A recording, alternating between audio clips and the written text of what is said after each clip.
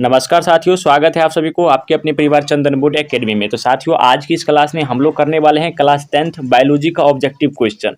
वो भी चैप्टर 1 का जितना भी ऑब्जेक्टिव क्वेश्चन है बाबू, आज की इस क्लास में हम लोग करने वाले हैं। तो आप सभी क्लास को पूरा वॉच कीजिएगा और आप सभी को ये क्लास कैसा लगा प्लीज़ आप सभी कमेंट जरूर कीजिएगा। पूरा भी ऑब्जेक्टिव क्वेश्चन है बाबू, आप सभी को हर एक क्वेश्चन को रट लेना है, आपके एग्जाम के लिए काफ़ी इंपॉर्टेंट है।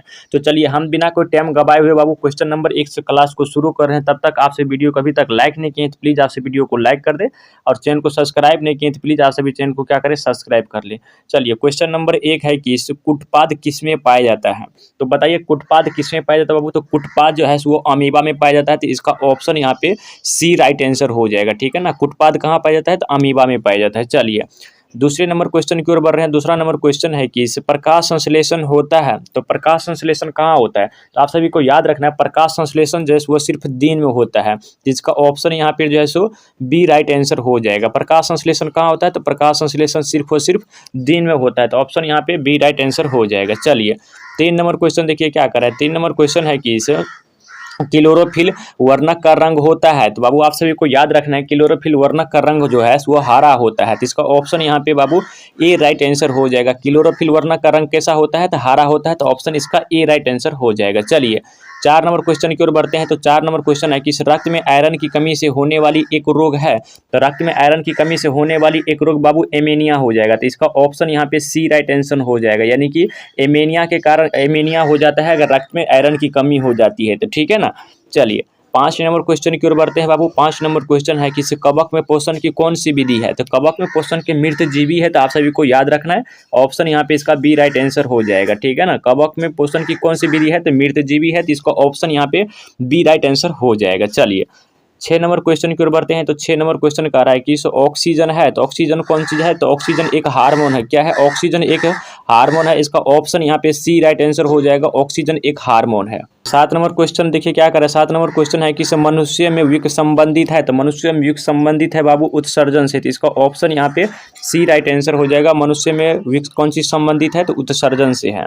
चलिए 8 नंबर क्वेश्चन देखिए क्या कर रहा है। 8 नंबर क्वेश्चन है कि स्वपोषी पोषण के लिए आवश्यक है, तो स्वपोषी पोषण के लिए CO2 होना चाहिए, क्लोरोफिल होना चाहिए, और प्रकाश सूर्य का प्रकाश भी होना चाहिए। यानी कि इसका ऑप्शन डी हो जाएगा बाबू। यानी कि सब चीज़ का जरूरत पड़ता है सूर्य की प्रकाश क्लोरोफिल में। ठीक है ना, इसका ऑप्शन यहाँ पे सी राइट आंसर हो जाएगा। स्वपोषी पोषण के लिए सभी चीज़ का जरूरत होता है। चलिए 9 नंबर क्वेश्चन देखिए क्या कर रहा है। 9 नंबर क्वेश्चन है कि प्रकाश संश्लेषण की क्रिया में ऑक्सीजन बाहर निकलता है। बताइए प्रकाश संश्लेषण क्रिया में ऑक्सीजन बाहर निकलता है, तो वह निकलता है आप सभी को जल से, तो इसका ऑप्शन यहाँ पे क्या हो जाएगा, इसका ऑप्शन यहाँ पे ए राइट आंसर हो जाएगा। क्या हो जाएगा, ए राइट आंसर हो जाएगा। चलिए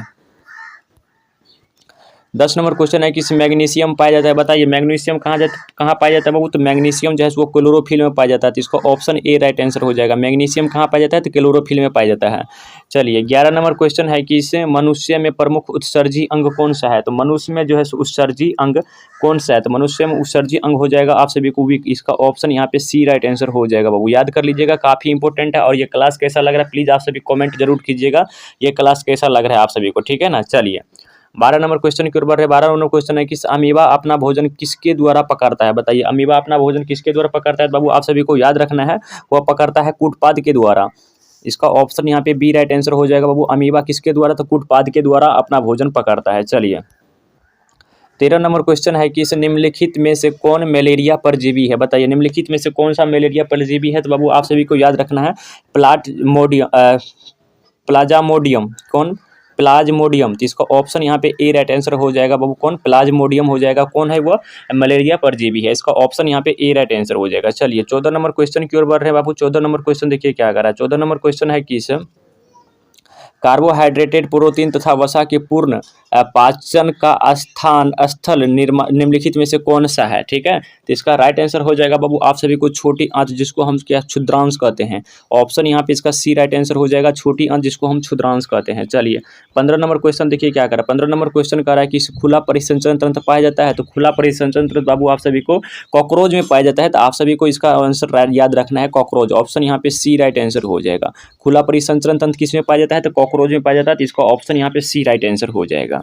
चलिए 16 नंबर क्वेश्चन की ओर बढ़ते हैं। 16 नंबर क्वेश्चन कर रहा है कि हमारे शरीर में कौन सा हार्मोन कार्बोहाइड्रेट प्रोटीन तथा वसा के उपचय का नियंत्रण करता है, ठीक है ना। तो इसका सही आंसर हो जाएगा बाबू आप सभी को थायरॉक्सिन। तो इसका ऑप्शन यहाँ पे जो है सो बी राइट आंसर हो जाएगा। कौन हो जाएगा? थायरॉक्सिन हो जाएगा।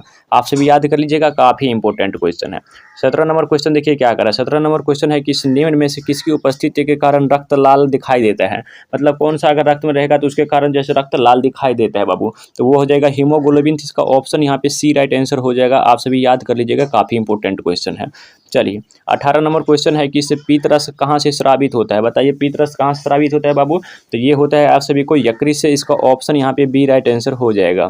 पीतरस कहाँ स्रावित होता है? तो यकृत से होता है। इसका बी राइट आंसर हो जाएगा।